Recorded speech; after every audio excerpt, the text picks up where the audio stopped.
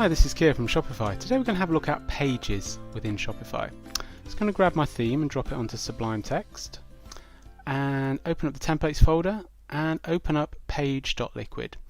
Now, as you can see, this is a really simple template. I have two variables that have been output, page.title and page.content. And as you can see that it's output because we have the opening two curly braces and the closing two curly braces. Now, page in Shopify is essentially flat content. It doesn't relate to a product or a collection or anything to do with orders or customers or anything like that. It's literally flat content in the sense of maybe a title and then some text and some images, that kind of thing. It's really useful for about pages, FAQs, maybe details about how to contact you through the store and all that kind of thing.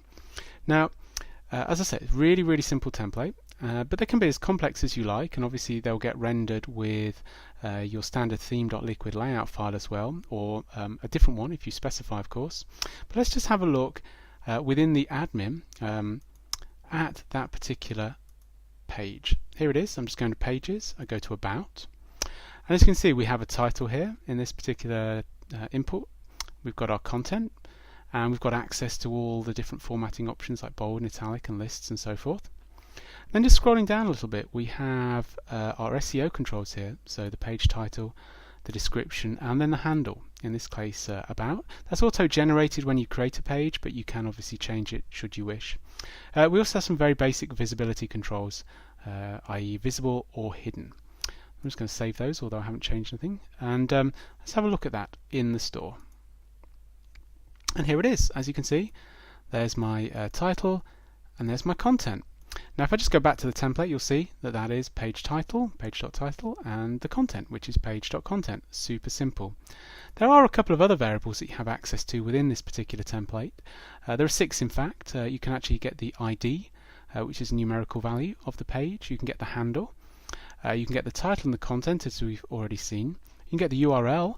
That will be without the store top-level domain, so /pages/about in this case. And you can also get the author. That's the user within the system who actually created the page. Again, if we wanted to put the author in there, it would be pretty simple. I could just go to the template and do something like this. Created by, open up my braces, page.author, and then close off that and save. And if I go back to the page, you'll see that it says created by Keir Whitaker, which is me. Okay, that's really simple stuff in Liquid. There's really nothing too complicated here. But we can go a little bit further. We can have multiple page templates. So let's say we wanted to have a template for a new product announcement. So all I'd need to do is create a new file. Let's just copy in these two items there. So again, just the H2 with the page title and the page content, but I just want to prefix this with new product. Of course, this could be for a whole host of reasons. You might want to have a different template, whether it be for different markup or different announcements, anything of that nature. So I'm just going to save that now. It's going to ask me to save it, and in order to create a template that we can choose within our admin, this is what we have to do. So I do page.new-product, and this could be anything of your choosing, and then add in .liquid at the end. So you notice here that I've got page.new-product.liquid and save that within the templates folder. Now that's been uploaded to our store, so I'm just going to go back to the admin and refresh that particular page. And now, as we scroll down, you'll notice that we've got a template section appear here, and in it I can pick off page.new-product. So if I save that out now, all being well, if I go back to our About page, the title here should be prefixed with new product. And there you go. A really simple way of creating multiple page templates that your store owners or can pick off for different reasons within the admin. It's a really simple way of doing it. Okay, that really is all there is to page templates.